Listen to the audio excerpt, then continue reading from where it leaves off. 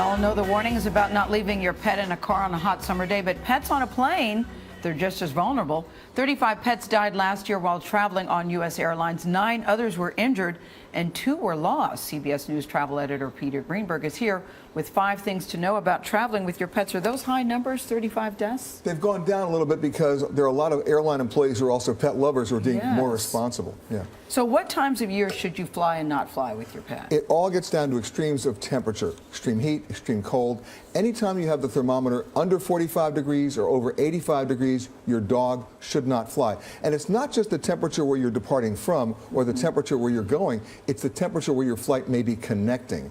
And that's where the deaths occur when you leave these pets out on the tarmac for an hour, 2 hours, 3 hours when they're connecting flights. So a lot of times the airlines will not fly your pets. There's a moratorium, a temperature moratorium, especially in the summer, where they just will not accept the pets to fly. So there's no temperature down in the cargo hold? Well, that's a different situation. That's a situation where you have to have a pressurized cargo compartment.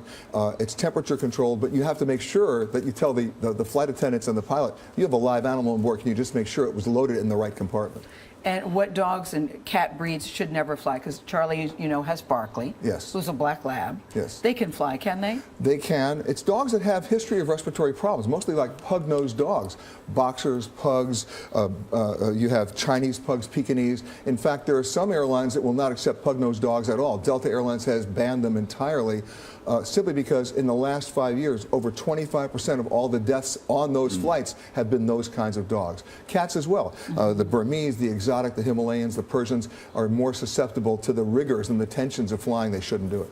Do you ever fly with Barkley in the car? I never have, no. No, I would be afraid. Not flying. I've taken him in the car, but I've never flown on a plane. No, never with him. flown on a plane. Inside the car, right?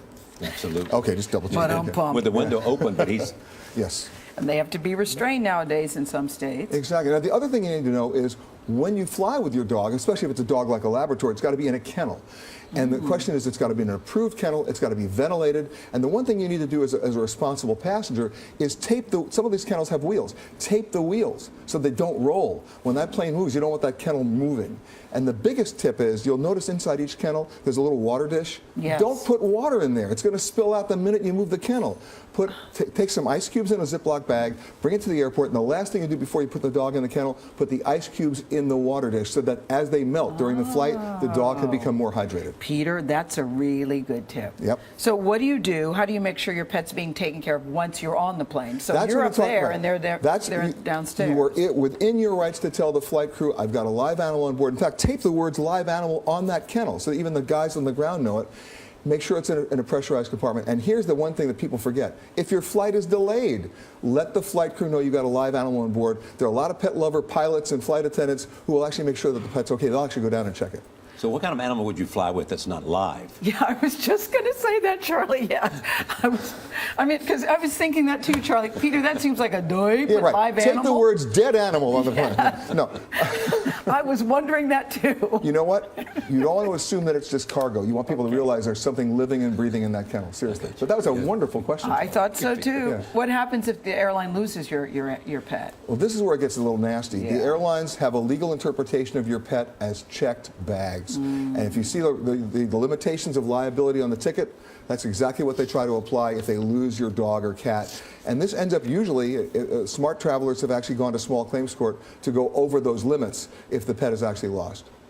Can you buy a seat for your pet and put him next to you? If it's a small enough pet to go under the seat in front of you, the answer is yes. But here's the other key that you don't understand. They will charge you as much or if not more for your ticket to fly the pet on the plane than you.